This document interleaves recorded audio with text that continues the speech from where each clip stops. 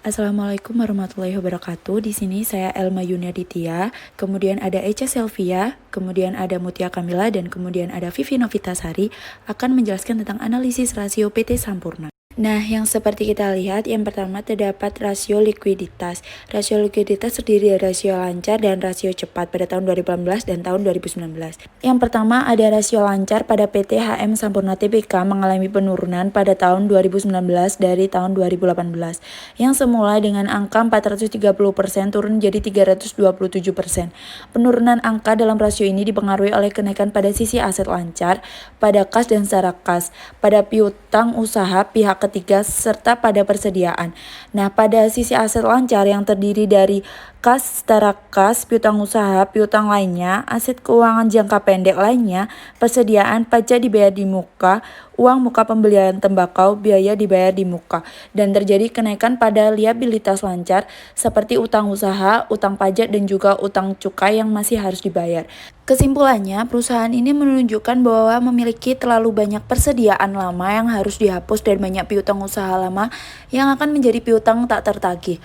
Hal tersebut juga menunjukkan kemungkinan adanya satu masalah dalam pengelolaan modal kerja. Solusinya, kita harus lebih mengefisienkan penggunaan aset lancar untuk mencapai kondisi ideal, dan lebih mempergunakan aset lancar atau fasilitas pembiayaan jangka pendeknya dengan efisien. Yang kedua, rasio cepat. Standar pada rasio cepat adalah sebanyak 150% atau 1,5x. Semakin tinggi rasio cepat perusahaan, maka semakin baik posisi keuangan perusahaan tersebut. Dari perhitungan di atas diketahui bahwa angka rasio cepat mengalami penurunan. Tahun 2018, rasio cepat memiliki nilai 2,57x, dan pada tahun 2019, rasio cepat mengalami penurunan menjadi 1,98x. Walaupun mengalami penurunan pada tahun 2019, namun nilai dari rasio cepat masih melebihi standar rasio yang sudah ditetapkan, dan solusinya harus tetap dipertahankan. Yang kedua, terdapat rasio solvabilitas yang terdiri dari total utang terhadap ekuitas dan liabilitas jangka panjang terhadap ekuitas pada tahun 2018 dan tahun 2019. Yang pertama, total utang terhadap ekuitas. Pedoman rasio yang baik adalah kurang dari 100%. Dilihat dari hasil perhitungan pada tahun 2018, nilai rasionya yaitu 24%. Sedangkan pada tahun 2019 mengalami kenaikan 42%. Artinya, dari hasil analisis, rasio mengalami kenaikan dikarenakan peningkatan hutang lebih besar daripada peningkatan modalnya sendiri. Kesimpulannya, semakin banyak perusahaan berutang kepada kreditur, maka semakin besar kemungkinan perusahaan tersebut akan bangkrut. Solusinya, kita harus mempertimbangkan pengeluaran dan memprioritaskan utang dan tagihan yang kita miliki. Dan kemudian kita melakukan komunikasi dengan pihak kreditur dan jelaskan situasi yang kita sedang hadapi di saat ini. Dan di dalam banyak kasus, pihak kreditur akan membantu kita membuat rencana pembayaran yang lebih ringan. Berikutnya, liabilitas jangka panjang terhadap ekuitas. Diketahui kemampuan perusahaan dalam rasio ini sangat baik. Peningkatan rasio ini disebabkan oleh hutang jangka panjang yang terus bertambah. Hutang jangka panjang yang dimaksud di sini adalah liabilitas imbalan kerja, liabilitas pajak tanggungan, liabilitas sewa, pendapatan tanggungan. Sedangkan modal sendiri mengalami fluktuasi. Meskipun demikian, berdasarkan presentase di atas dapat diartikan bahwa kemampuan perusahaan untuk menggunakan modal sendiri dalam menutupi kewajiban jangka panjang sangat baik. Dan solusi dalam hal ini yaitu harus tetap dipertahankan. Rasio profitabilitas. Rasio ini mengukur kemampuan perusahaan untuk menghasilkan laba. Rasio yang kami gunakan yaitu ROE dan ROI.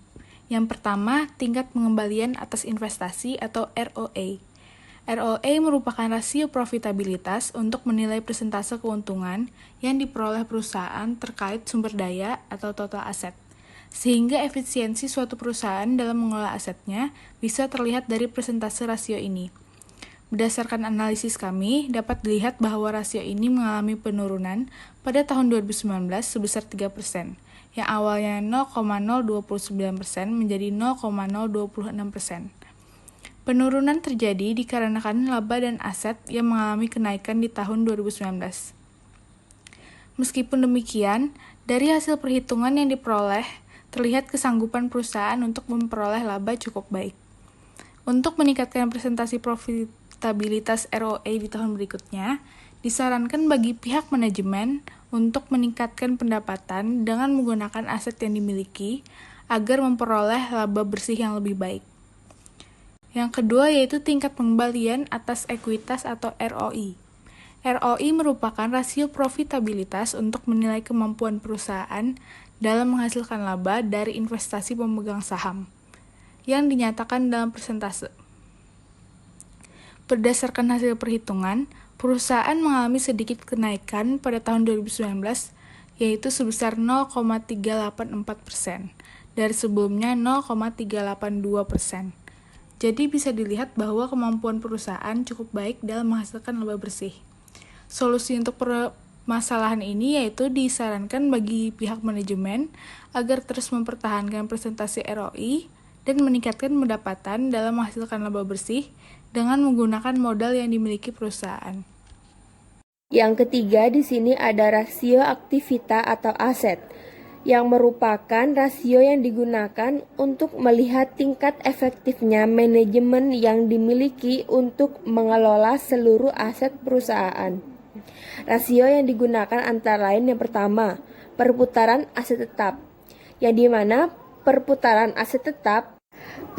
aset adalah rasio yang mengukur nilai pendapatan yang dihasilkan oleh bisnis relatif terhadap total aset rata-rata tahun fiskal atau kalender tertentu.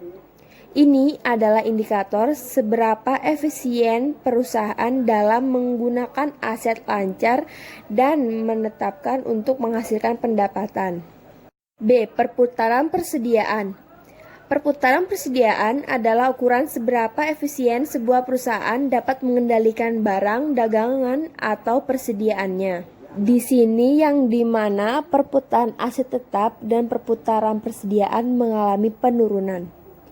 Solusi untuk penurunan aset tetap yaitu dengan cara perusahaan harus membuat penilaian baru atas harga jual, dikurangi biaya untuk menyelesaikan dan menjual setiap periode berikutnya.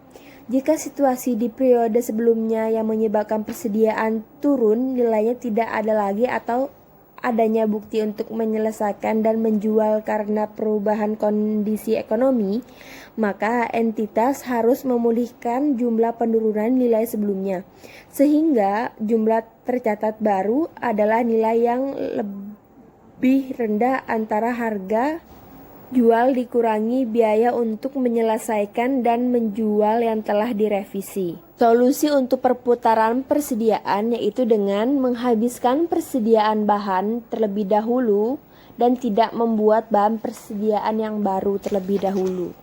Terima kasih. Rasio pasar 1A. Rasio harga terhadap laba. Semakin tinggi nilai price earning ratio, maka harga saham pun semakin tinggi. Dari hasil analisis paper 8 di tahun 2019 yaitu 17,8x. Price earning ratio yang tinggi berarti perusahaan tersebut mempunyai tingkat pertumbuhan yang tinggi yang menunjukkan bahwa pasar mengharapkan pertumbuhan laba di masa mendatang. 2B. Tingkat pembayaran dividen. Rasio ini digunakan oleh investor untuk menunjukkan bagaimana investasi saham mereka menghasilkan arus kas dalam bentuk dividen atau kenaikan nilai aset dari aspirasi saham. Di tahun 2019, dividen yield mengalami kenaikan dari 0,92% menjadi 0,99%. Solusi dari rasio pasar dipertahankan tingkat pembayaran dividennya, soalnya untuk mencegah penurunan pembayaran dividen. Sedangkan harga rasio terhadap labanya ditingkatkan kembali agar mendapatkan laba yang diharapkan untuk pertumbuhan laba di masa depan. Terima kasih. Dan sekian dari kelompok kami. Terima kasih atas perhatiannya. Wassalamualaikum warahmatullahi wabarakatuh.